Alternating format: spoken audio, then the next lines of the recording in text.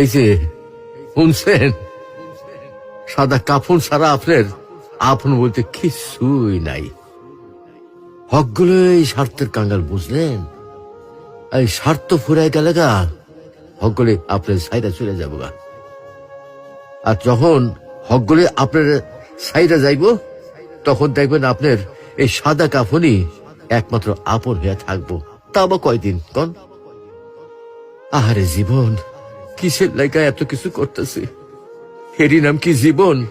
এই আছি, এইটাই ফুটুস ফুটুস।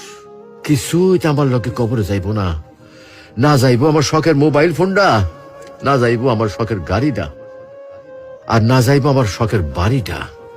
কিছুই সাথে যাইব না। এগুলা ভাববার মধ্যে কি আর সময় হয় আমাগর? আমরা কত ব্যস্ত, তাই না?